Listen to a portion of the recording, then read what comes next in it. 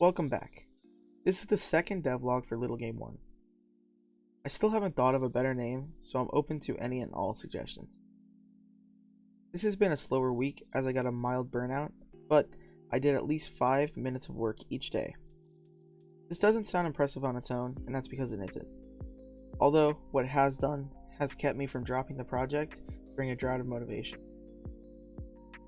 Lucky for me, last night I regained my motivation, and I've done a good amount of work in just a day and a half. I would really suggest the method of a little every day, as even if you only work for 5 minutes, at least you did something, and that project won't just fade away. You'll eventually get motivation back, you just have to be patient. Alright, now enough rambling. What did I do in the past week? I started the week off by fixing small bugs such as chests that would allow you to dash through walls due to me disabling player movement and collisions, but not disabling the dash. I also fixed a bug where you could switch directions of your dash mid-dash. I cleaned up the chest as you weren't able to have multiple chests in different levels due to having bad implementation.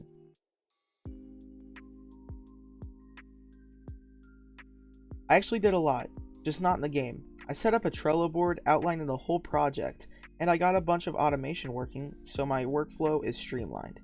And I finally added a pet too.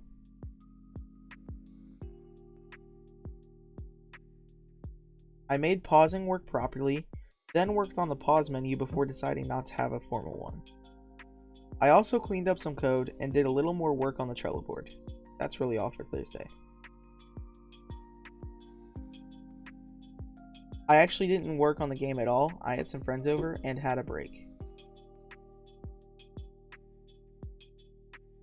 I didn't do anything until late at night when a friend of mine playtested and found 2 bugs. First off, the health was getting messed up due to the enemy's damage being a decimal. That was an easy fix, although there was another issue. When you died, you sometimes would get respawned multiple times. This was also an easy fix. I just made the respawn code only run once when the player gets killed.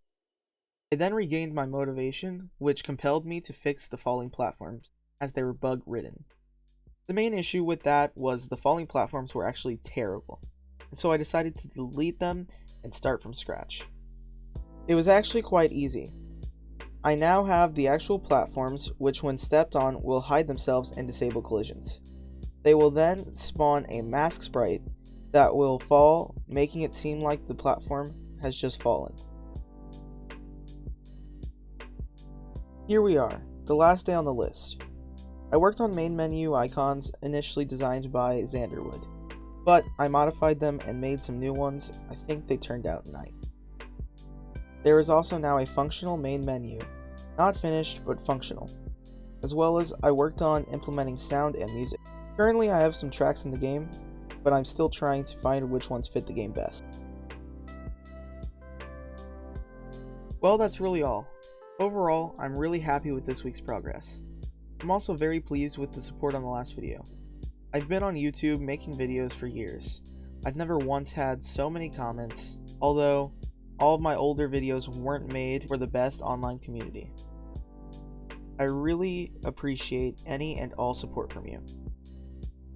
Lastly, thank you for watching. I'm doing this because I want to share my story just like so many others. It means a lot that you will listen to mine. So thanks.